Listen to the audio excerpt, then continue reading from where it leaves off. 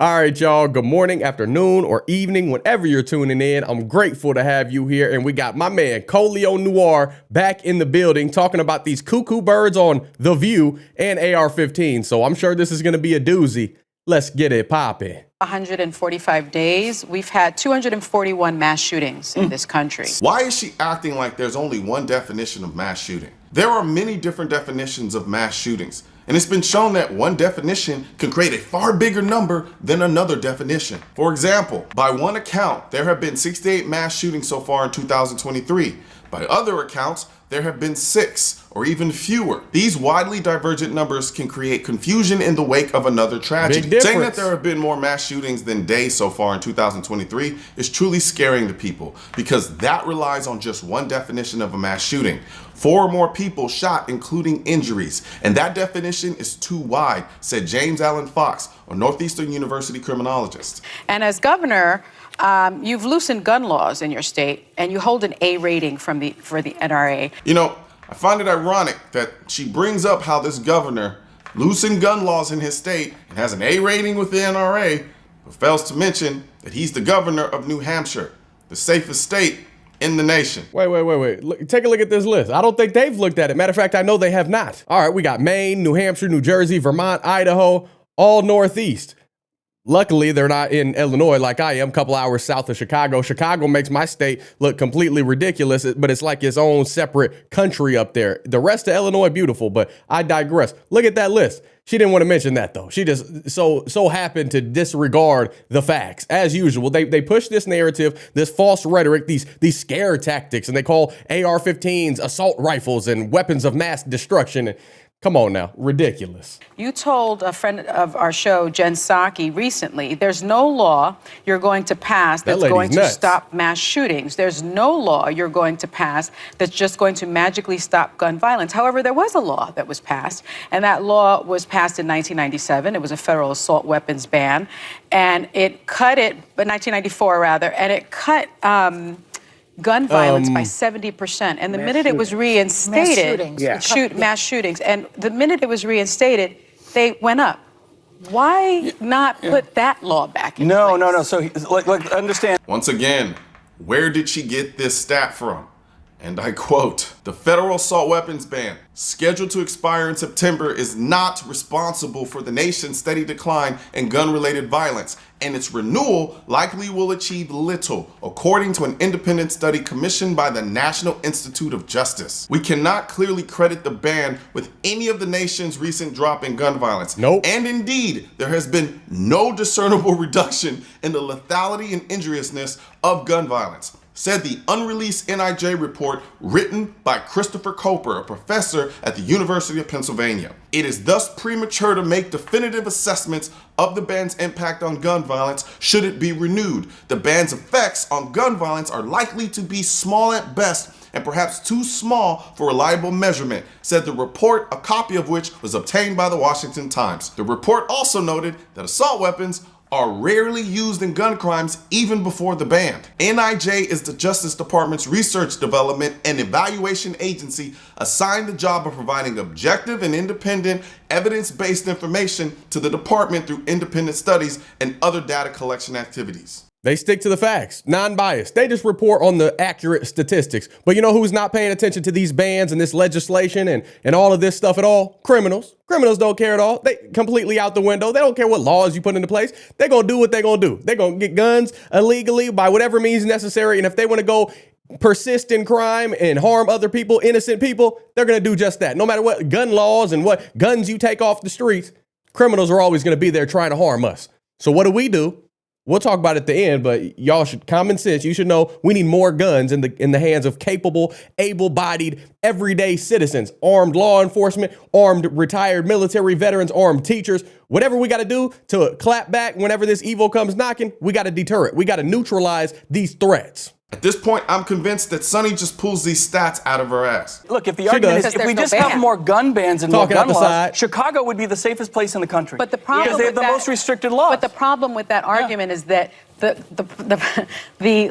guns that are used in Chicago are coming from states that have looser gun laws. So, you know, I love it when anti-gunners make this argument because it's such an easy argument to defeat with one question. If the reason Chicago's gun violence is so bad is because of the loose gun laws in the surrounding states, why don't those same states have the same gun violence issues to the degree that Chicago does? Clearly, there's a deeper issue that has nothing to do with guns, but to dive deeper into that issue will expose something that people like Sonny don't want to admit, that most gun violence happens in cities led by Democrats. Blue states. They don't want to talk about that, but I will in a video in the near future. guys, I have the safest state in the country. You can talk about the validity, the merits of a law are based on the results it gets. I have the safest state in the country. So why are we having the mass shootings? It's not because people have access to guns. It's because we're not dealing with mental health. We don't provide access for mental health with kids. When people are in crisis, they have nowhere to turn. They resort to violence. We don't do the right things in terms of locking down our schools and protecting. What's wrong with core getting, of the issue is why, mental health. why are you holding on to this one gun? Yeah. What is it about this one gun? The AR-15. The automatic rifle. They Here we killed go. a bunch of children who were just going to school. First of all, it's not just one gun. The assault weapon ban banned a bunch of guns. The AR-15 is just one of the most talked about because it's the most popular semi-auto rifle bought in this country by civilians. But since Whoopi wants to go there, let's go there. First of all, mass shootings account for less than 1% of firearm homicides, and that's using the broadest definition of mass shootings. Then, within those mass shootings, only 14% of those mass shootings were committed with an AR-15. And even smaller than that, AR-15s are used in only 3% of all types of gun violence. So Whoopi, the question you should be asking is, why are you trying to ban the one rifle most used by Americans for self-defense that is only used in 3% of actual illegal shootings? And what is Joy Behar talking about? How many times do we have to tell you that AR-15s aren't automatic? They are semi-automatic, just like a handgun is. And guns aren't autonomous, yet she talks about them like they're human. The AR-15 didn't kill those kids. A person killed those kids, and they happened to use an AR-15 to do it. The same way people have used handguns to kill kids.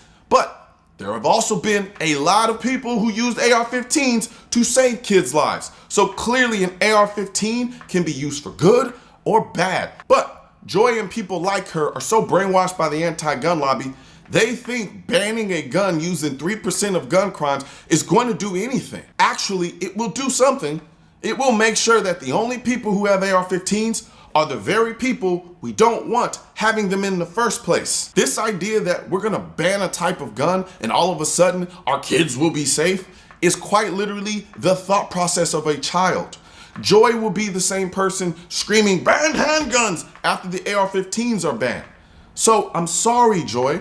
You can get up there and claim the AR-15 killed all of these kids and did all that, but then you have nothing to say when we have AR-15s in the hands of good people who use it to defend kids. So this idea that we're gonna ban our way to safety is just a child's dream. At this point, I'm not even surprised about all the lies and the ignorance that Joy Behar, Whoopi Goldberg, Sonny Hostin, all these Looney Tunes on the left and on these shows. One, I don't know how they get a view because I don't know what perspective and viewpoint they're speaking from. The lackluster, ignorance, no common sense. Like, is that the view that the media wants to portray? Remember, Joy Behar is actually the one that said not long ago that if you don't completely agree with the left and you happen to be a minority, then you aren't truly a minority. That's the level of incompetence that we deal with these people. 3% of all murders by firearms are done with AR-15s, and they're not assault rifles. Stop mislabeling them. They're Armalite rifles, assault rifles, fully automatic machinery, heavy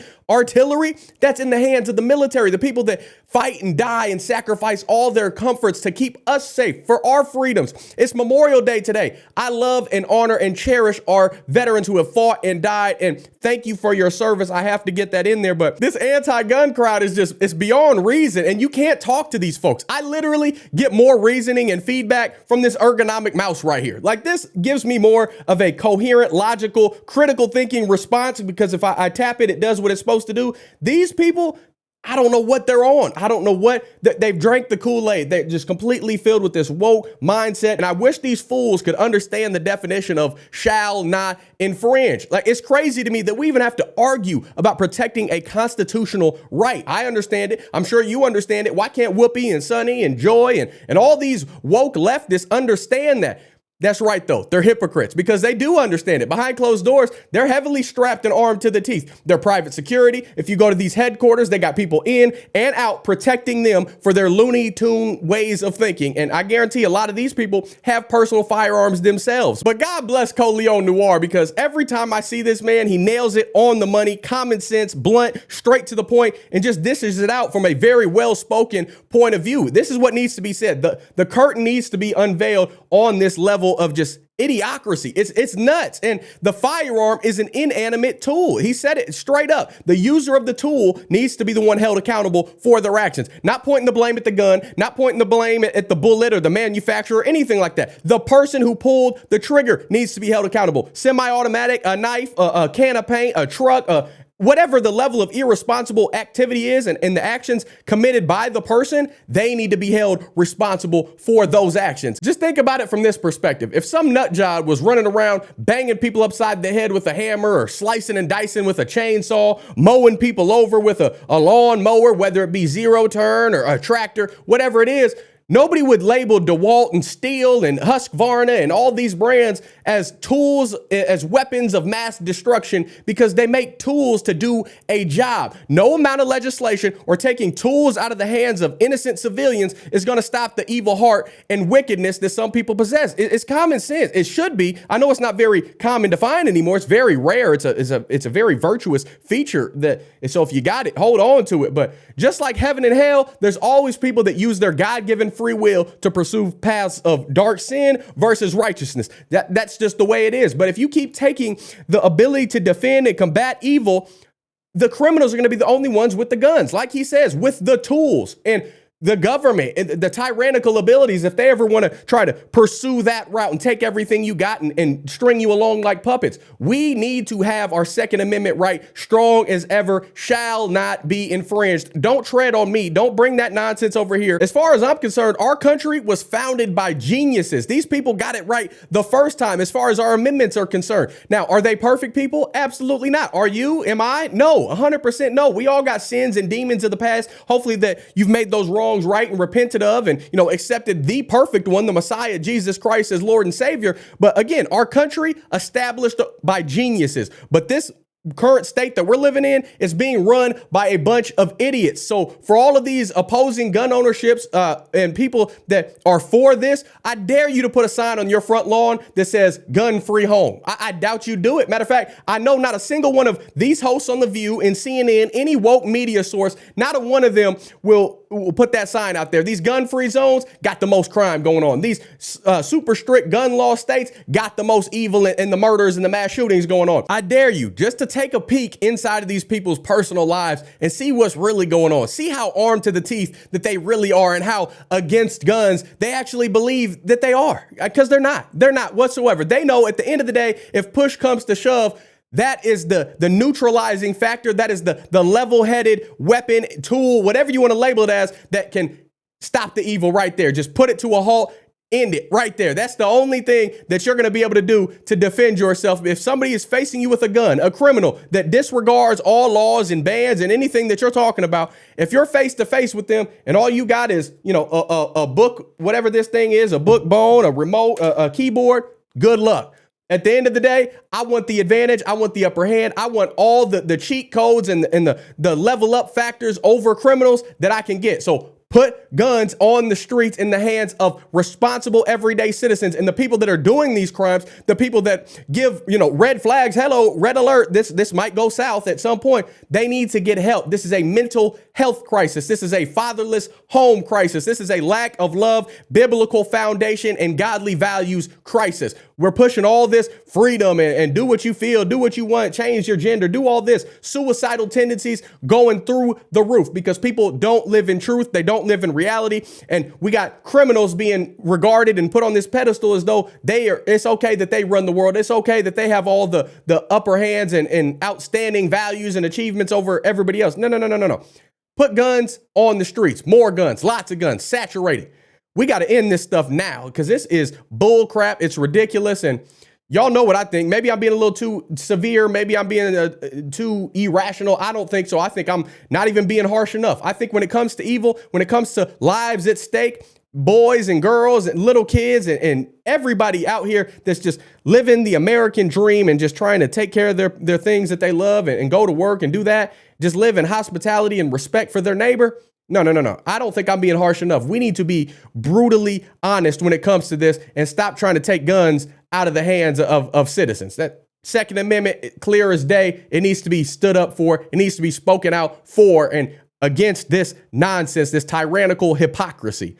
Y'all let me know what you guys think down below in the comments section. Let's keep this conversation rolling. Don't forget to smash that like button, subscribe if you're not already, ring that notification bell so you get notified anytime I post a video. And, feel free to share this video as always. The algorithm is always working against Christian values. So definitely get this out in front of the public so they can see what real truth looks like, not just this perceived fake of this world truth. But outside of that, if you want to support the channel, you like what I'm doing over here, you can always get awesome designs like this, Isaiah 4110, made by my lovely wife over on her Etsy store. She also has insulated tumblers like this Soldiers of America one right here, many other Christian American designs, petite, small designs to big and hefty 5Xs. We got everything you would like over there, linked in the description section down below. Big thank you to my Patreon and Buy Me a Coffee members. Y'all know I love you. You putting your hard-earned money behind me, I am forever grateful. I can't even put it into words how much you guys mean to me and just allowing me to monetarily support my family when YouTube may demonetize videos or whatever it may be. But if YouTube takes us down, I'll be over on Rumble, so make sure you're following me over there as well. But until next time, I love you. Godspeed. I'm gone.